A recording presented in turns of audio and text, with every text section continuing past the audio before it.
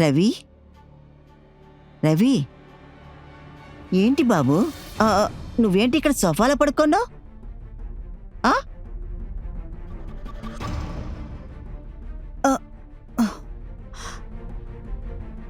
ఏమైంది? యాక్చువల్లీ అదేంటంటే ప్రియా ఇంకా కవిత ఈ రూమ్లో కలిసి బెడ్లో పడుకుంటారు. ఏంటి? ప్రియా కవిత? ఏంటి ఇదంతా?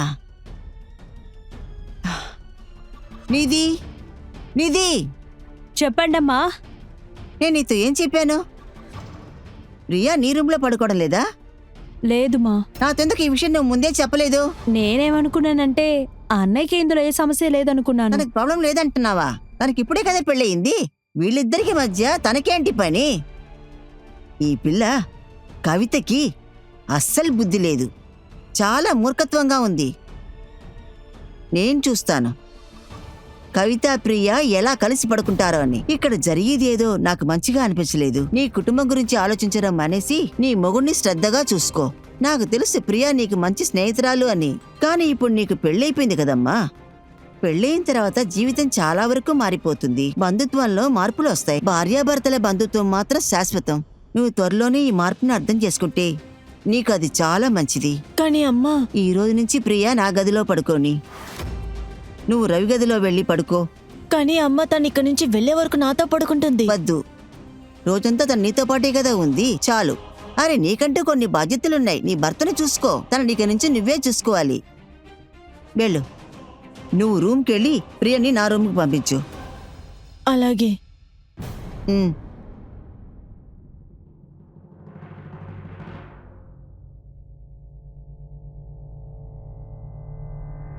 నేను ఇక్కడ వదిలేసి నేను ఎక్కడికి వెళ్ళాను? నువ్వు ఏమనుకుంటున్నావు? నేను ఇక్కడి నుంచి వెళ్ళనిస్తానా?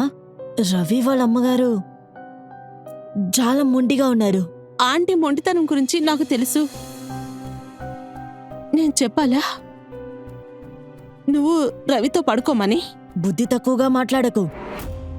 ఎవరితోనూ పడుకోవడం నాకు ఇష్టం లేదు. అయితే నువ్వెందుకు నన్ను వెళ్ళమంటున్నావు? నేను ఏమంటున్నానంటే ఎవరూ మనిద్దరిని అనుమానించకూడదు. మనమే జాగ్రత్తగా ఉండాలి. మన ప్లాన్ ఫెయిల్ అవ్వకూడదని అనుకుంటున్నాను. మనవే అన్నిటికీ అనుకూలంగా ఉండిపోవాలి. నువ్వు రవి ఒకటిగా ఉండడం తలుచుకుంటేనే భయంగా ఉంది. నన్ను నమ్ము, నేను నీ సొంతమే. ఎవరూ నన్ను ముట్టుకోరు.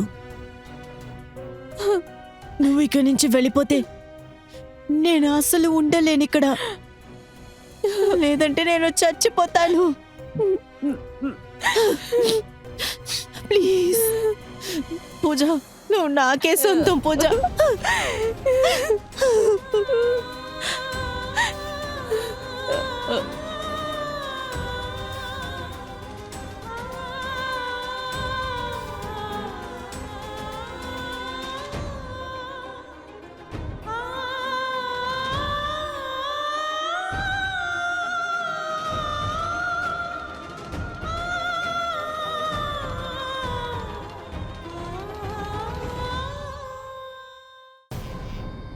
పడుకోమ్మా.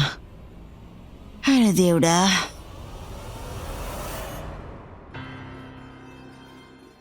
అరే వదలండి, నాకు నిద్ర వస్తుంది. అరే చాలా రోజుల తర్వాత ఈ రోజే మనం కలిసి ఉండడానికి ఛాన్స్ దొరికింది. టైంని వేస్ట్ చేయొద్దు. ఎక్కువగా పనిచేసిన వల్ల నాకు టైర్డ్గా ఉంది. వదలండి ప్లీజ్. నాకు మూడ్ లేదు, ప్లీజ్.